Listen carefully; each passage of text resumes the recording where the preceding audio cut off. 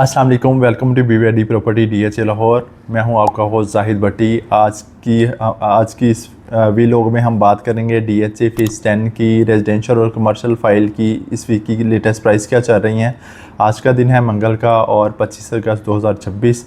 और अगर मैं इसमें 5 मरला कैटेगरी की बात करूं तो 5 मरला का रेट थोड़ा सा ड्रॉप किया हुआ है और आज की डेट में आपको 28.5 लाख की एलोकेशन मिलेगी और 29.5 लाख का रेट जो है वो एफिडेविट का चल रहा है। ये रेट पिछले दिनों में तकरीबन 35 लाख तक चला गया हुआ था एफिडेविट का, जो दोबारा रिवर्स करके नीचे आ गया। इसकी रीज़न ये कि DHA की तरफ से लेआउट और प्लानिंग वगैरह शेयर करनी थी, वो भी डिले हुई है, जिसकी वजह से प्राइसेस थोड़ी सी ड्रॉप की हैं।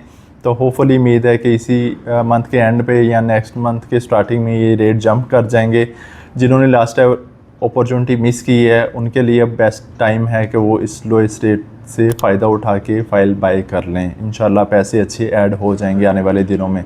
इसी तरह 8 मरला की बात करूं तो उसका रेट आज का एफिडेविट का 38 का चल रहा है। और अगर 10 मरला की बात की जाए तो उसमें एलोकेशन वाली फ़ाइल का रेट इस टाइम तकरीबन 51.5 का चल रहा है और एफिडेविट वाली जो फ़ाइल है उसका रेट 53.5 का चल रहा है। और इसी तरह मैं अगर एक कनाल कैटेगरी की बात करूं तो उसमें 91.5 का जो है वो एलोकेशन फ़ाइल का रेट है और 98 लाख का जो है वो एफिडेविट फ़ाइल का रेट है। काफ़ी लोग पूछते हैं कि इसमें इतना फ़र्क क्यों है, तो जिनको आइडिया है एफिडेविट और एलोकेशन फ़ाइल के डिफरेंस का तो उनको तो आइडिया है कि क्यों फ़र्क आता है, और जिनको नहीं पता उसमें जो है मैं उनको क्लियर कर देता हूँ कि एफिडेविट फ़ाइल पे आपके ट्रांसफ़र एक्सपेंस कम आते हैं, उस पर टैक्सेस का इम्प्लीमेंट नहीं होता है, FBR वैल्यूज़ नहीं उस पर इम्पेक्ट करते।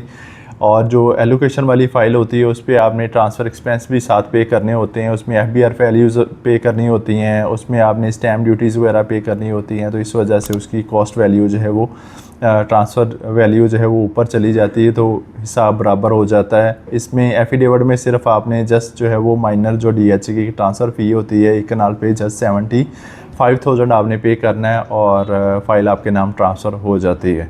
तो इस डिफरेंस की वजह से जो है इनके रेट में इतना फ़र्क आता है। अब 2 कनाल की अगर बात करूँ तो 2 कनाल वाली फ़ाइल का रेट स्टिल स्टेबल है, उनमें इतना फ़र्क नहीं आया।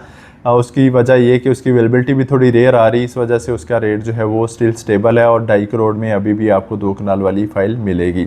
लास्ट में कमर्शियल की बात करूँ तो कमर्शियल का रेट भी ड्रॉप किया हुआ है। 4 मरला की बात की जाए तो 4 मरला इस टाइम आपको मिलेगी 156 का रेट एफिडेविट वाली फ़ाइल का चल रहा है और 1.5 करोड़ या थोड़ी माइनस में आपको एलोकेशन मिल जाएगी आज की डेट में।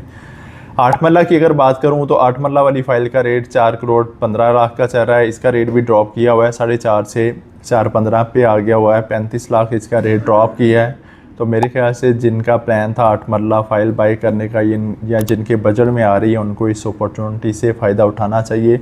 मैं कई बार कह चुका हूँ कि 2 कनाल वाली और 8 मरला कमर्शियल ये दोनों फ़ाइलें जो है वो जिनके पास बजट मैनेज होता है उनको लाजमी बाई करना चाहिए, क्योंकि इसकी लोकेशन जो है वो बाकी एरियाज़ की निस्बत आपको बेहतर मिलेगी। बाकी मज़ीद इंफॉर्मेशन के लिए, फ़र्दर इंफॉर्मेशन के लिए आप दिए गए नंबर पे मुझसे रब्ता कर सकते हैं। मैं नेक्स्ट वीडियो के साथ आपसे दोबारा मुलाकात होगी। अल्लाह हाफ़िज़।